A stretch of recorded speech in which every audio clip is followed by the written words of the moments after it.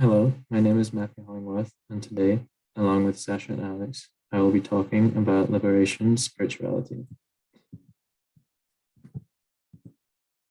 To begin with, let's talk a bit about the founding of the movement, as well as some of the basic concepts and beliefs involved in liberation spirituality.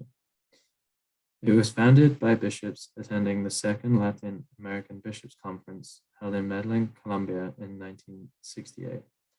This makes it one of the more recent forms of spirituality that we have discussed in this class.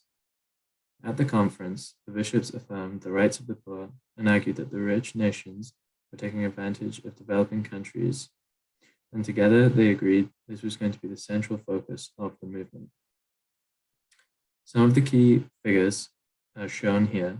Most prominently, Gustavo Gutierrez was responsible for writing the seminal text in 1971, the Teologia de la Liberación.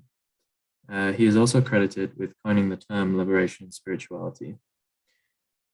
Following him, there are some other key figures and founding members of the movement: Jose Comblin, Archbishop Oscar Romero, Leonardo Boff, John Sombrino, and Archbishop Helder Camara. These leaders are all from Latin America, which is where the movement was founded and where it has the most influence to it.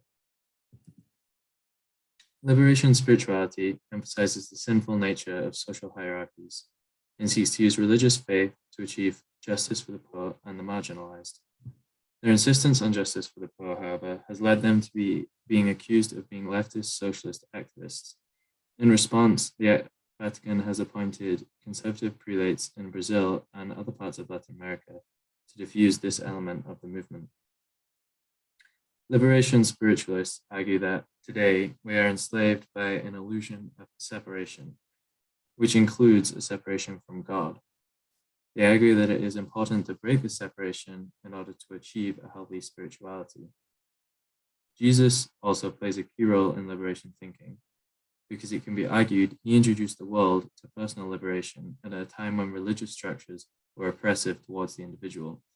After liberating himself, he then spent his life attempting to liberate others, along the way highlighting the importance of liberating oneself in the pursuit of a healthy Christian spirituality. Now let's look at some of the main pillars of liberation spirituality. The 5 core pillars are listed on the slide: contemplation, commitment to poverty, universal brotherhood and sisterhood, Eucharist, and the cross. Liberation spirituality also places an emphasis on moving from fidelity to reality and a conversion to the reign of God. In this way, some consider these last 2 elements also to be a part of the main pillars of the belief system. So to begin with, let's look at 2 of the pillars of the belief system, namely fidelity to reality and ongoing conversion.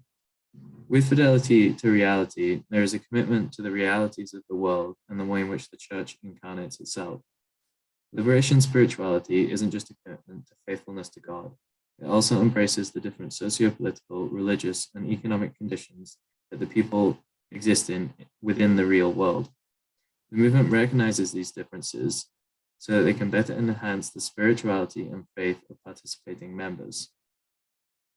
With ongoing conversion, there is a commitment in liberation spirituality to collaborating with the reign of God, which means conversion is an important part of the movement.